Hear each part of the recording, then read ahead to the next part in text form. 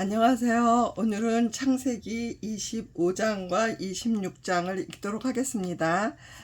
지금 여기 보이는 이 사진은 제가 그린 그림이에요. 제가 문화교실에 다니면서 그림을 배워가지고 한 장 그린 것을 앞면에다가 이렇게 올리는 건데, 십자가도 있잖아요. 그래서 제가 그리는 그림은 아무리 못 그릴지라도 모두 하나님의 은혜로 생각하고 십자가를 오른쪽 위에다가 이렇게 그리기로 언제부턴가 했습니다. 그러면 읽도록 하겠습니다. 창세기 25장. 아브라함은 구두라라는 또 다른 여자와 결혼하였다. 그녀는 시므란, 욕산, 무단, 미디안, 이스박, 수아를 낳았으며 욕산은 스바와 드단을 낳았는데 드단의 자손은 아수르족, 루드시족, 루미족이 되었다. 그리고 미디안의 아들은 에바, 에벨, 하녹, 아비다, 엘다였다. 이상은 모두 구두라의 자손들이었다. 지금 100세에 이삭을 낳고 지금 이제 이삭이 16살 때쯤 됐을 때 벌써 사라가 이제 그 후에 죽고 175세까지 사는 아브라함은 지금 구두라라는 여자랑 결혼해가지고 지금 또 자손을 이렇게 퍼뜨리고 있어요. 아수르족이 여기서 생기게 됩니다. 5절.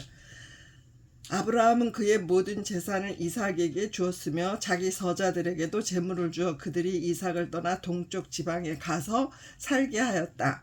아브라함이 늙고 나이 많아 175세에 숨을 거두자 그의 아들 이삭과 이스마엘이 그를 햇사람 소알의 아들 에브론의 밭에 있는 마므레 앞 막벨라 굴에 장사하였다. 그 땅은 아브라함이 햇사람에게서 산 밭인데 아브라함과 사라가 함께 거기에 묻혔다. 아브라함이 죽은 후에 하나님이 그의 아들 이삭을 축복하셨으며 이삭은 부엘 라헬 로이 근처에서 살았다.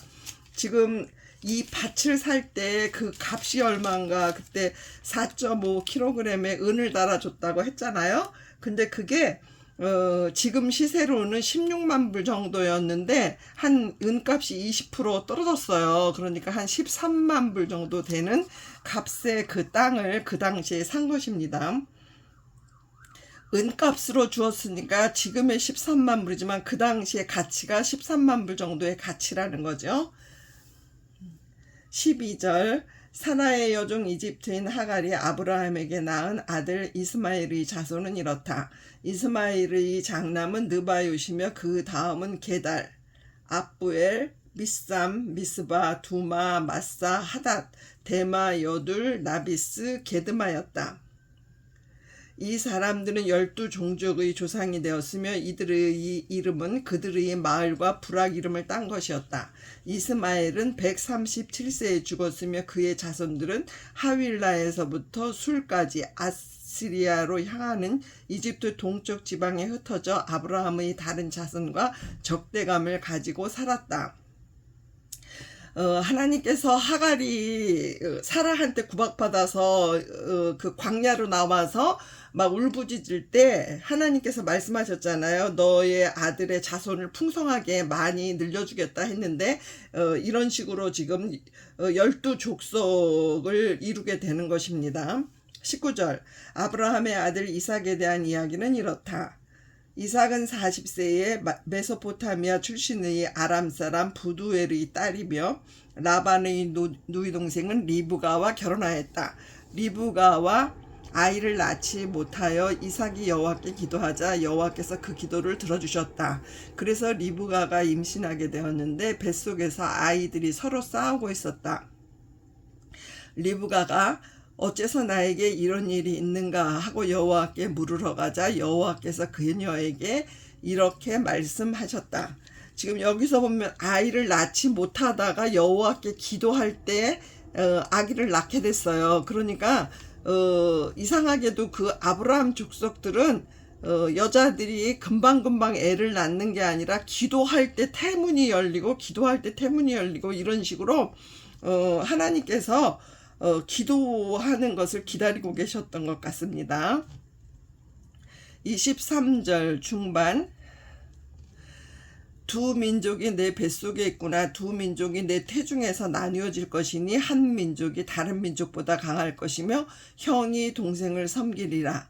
해산하게 되었을 때 그녀의 태에는 쌍둥이가 있었다. 먼저 나온 아이는 마치 털옷을 입은 것처럼 전신이 불그스름한 털로 덮여 있어서 그 이름을 에서라 하였고, 나중에 나온 그의 동생은 손으로 에서의 발꿈치를 꽉 잡았으므로 그의 이름을 야곱이라고 하였다. 리브가가 그들을 낳았을 때에 이삭은 60세였다. 그 아이들이 자라 에서는 능숙한 사냥꾼이 되어 들을 좋아하였고, 야곱은 조용한 사람이어서 집에 머물러 있기를 좋아하였다. 이삭은 에서가 사냥해온 고기를 좋아하였으므로 그를 사랑하였고, 리브가는 야곱을 사랑하였다. 지금 이제 이 집안에 이루어지고 있는 그 어떻게 보면 나쁜 풍습이 뭐냐면 편애가 있어요. 자식들을 가지고 누구는 사랑하고 누구는 사랑하지 않고 이런 식으로 지금 자식이 에서와 야곱 둘인데, 엄마는 태중에서 동생이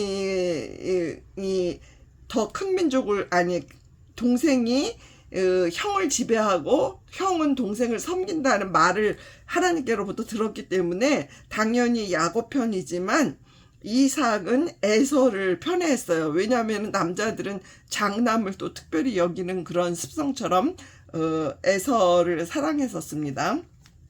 29절, 하루는 야곱이 죽을 쓰고 있었다. 그런데 에서가 사냥을 하고 돌아와서 야곱에게 배가 고파 죽겠으니 그 붉은 죽을 좀 다오 하였다. 그래서 에서에게 붉다는 뜻을 지닌 에돔이라는 별명이 붙게 되었다.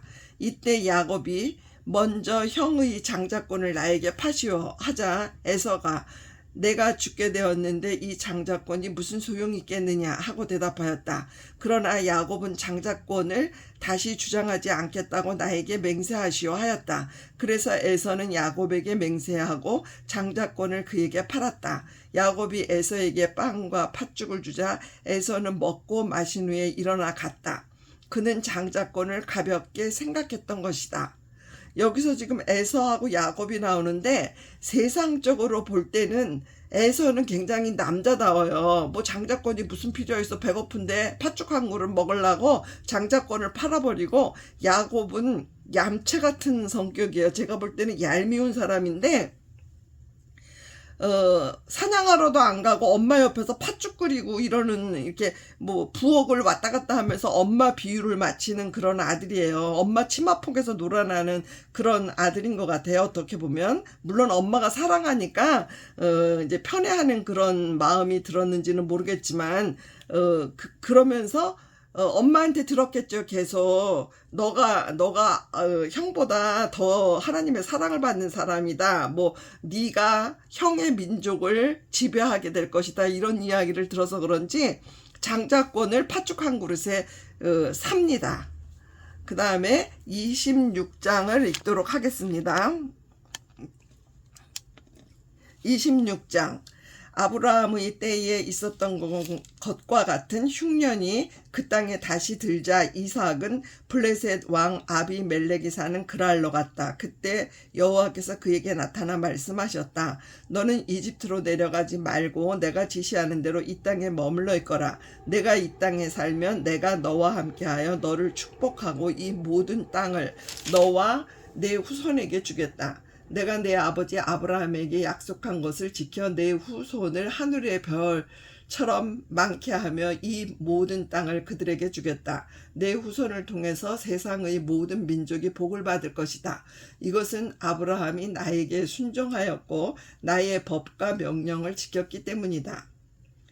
그래서 이삭은 그랄에서 살았다. 그곳 사람들이 그의 아내에 대하여 물으면 그는 자기 아내를 누이 동생이라고 하였다. 이렇게 말한 것은 리브가가 아름다움으로 그곳 사람들이 그녀를 탐내서 자기를 죽일지도 모른다고 생각했기 때문이다. 지금 이거 누가 하는 짓이에요? 지금 아브라함이 사라를 데리고 이렇게 피난 갔을 때마다 하던 짓입니다. 자기 마누라가 너무 예뻐서 남들이 이제 왕이나 남자들이 노릴까봐 너는 누이 동생이라 해라 했던 일을 이게 그러니까 유전이에요. 상속되는 그런 습관입니다. 그래서 이삭도 아버지와 똑같이 그렇게 말하라고 시킵니다. 이삭은 그곳에 오랫동안 살았는데 어느 날 이삭이 그의 아내 리브가를 껴안고 있는 것을 블레셋 왕 아비멜렉이 창문으로 보게 되었다. 그래서 아비멜렉이 이삭을 불러 그녀가 분명히 당신의 아내인데도 어째서 당신은 그녀를 누이 동생이라고 하셨소? 하고 따져 물었다. 이삭이 그에게 그녀를 내 아내라고 말하면 내가 죽임을 당하게 될 것이라고 생각했기 때문입니다. 하고 대답하자 아비멜렉이 말하였다. 당신은 어째서 우리에게 이런 짓을 하였소? 하마터면 내 백성 중 하나가 당신 아내를 가까이 하여 당신 때문에 우리가 죄를 지을 뻔했소. 그리고서 아비멜렉은 모든 백성들에게 이 사람과 그의 아내를 괴롭히는 자는 누구든지 죽임을 당할 것이다 하고 경고하였다. 이삭은 그 땅에 농사를 지었다. 여호와께서 축복하심으로 그 해에 100배의 결실을 얻었고 점점 번창하여 마침내 큰 부자가 되었다. 그에게 양과 소와 종들이 많아지자 블레셋 사람들이 그를 시기하여 아브라함이 살아있을 당시 그의 아버지 아브라함의 종들이 판 우물을 모조리 흙으로 메워버렸다. 이때 아비멜렉이 이삭에게 당신은 우리에게 너무 강력한 사람이 되었어. 이제 우리를 떠나시오 하였다. 그래서 이삭은 그곳을 떠나 그랄 골짜기에 천막을 치고 거기에 정착하여 그의 아버지 아브라함 때에 팠던 우물들을 다시 팠는데 이것들은 아브라함이 죽은 후에 블레셋 사람들이 막은 우물들이었다. 이삭은 그 우물들의 이름을 자기 아버지가 부르던 대로 불렀다. 사막지대에서 이렇게 우물을 파는 것은 굉장히 정말 생명하고 관계 있는 일이죠. 그러니까 아브라함이 우물을 그렇게 팠었는데 이삭도 마찬가지로 아버지의 막 팠던 우물들을 다시 다 살려서 물을 나오게 기를 수 있게 하는 거예요. 19절. 이삭의 종들이 골짜기에 우물을 파서 샘의 물줄기를 찾았으나 그랄의 목자들이 이삭의 목자들과 다투며 이 물은 우리 것이다 하고 주장하였다. 그래서 이삭은 그 우물 이름을 다툼의 우물이라고 지었다. 이삭의 종들은 또 다른 우물을 팠다. 그랄의 목자들이 그것도 자기들의 것이라고 우기므로 이삭은 우물 이름을 적대의 우물이라고 지었다. 이삭이 거기서 옮겨 또 다른 우물을 파자 그들이 더 이상 다투지 않았으므로 이삭은 그 우물을 넓은 우물이라고 짓고 여호와께서 우리에게 넓은 장소를 주셨으니 이제는 우리가 번창할 것이다 하고 말하였다. 이삭은 거기서 부엘세바로 올라갔다. 그런데 그날 밤 여호와께서 그에게 나타나 말씀하셨다. 나는 내 아버지 아브라함의 하나님이다. 너는 두려워하지 말아라. 내 종 아브라함을 생각해서 내가 너와 함께하여 너를 축복하고 내 자손을 번성하게 하겠다. 그래서 이삭은 그곳에 단을 쌓아 여호와께 경배하고 거기에 천막을 쳤으며 그의 종들은 거기서도 우물을 팠다.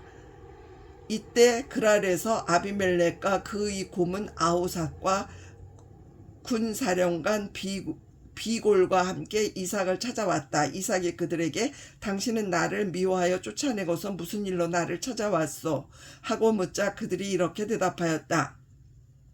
우리는 여호와께서 당신과 함께 계시는 것을 분명히 보았소. 그래서 당신과 우리가 계약을 맺는 것을 필요하다고 생각하였소. 이제 당신과 우리 사이에 계약을 맺읍시다. 우리가 당신을 해하지 않고 당신에게 친절을 베풀어 평안히 가게 한 것처럼 당신도 우리를 해하지 않겠다고 약속하시오. 당신은 여호와께 복을 받은 사람이요. 이삭은 그들을 위해 잔치를 베풀었다. 그들은 먹고 마시고 다음날 아침 일찍 일어나서 서로 계약을 지키기로 맹세하였다. 그리고서 이삭은 그들을 보내자 그들은 평안히 떠났다.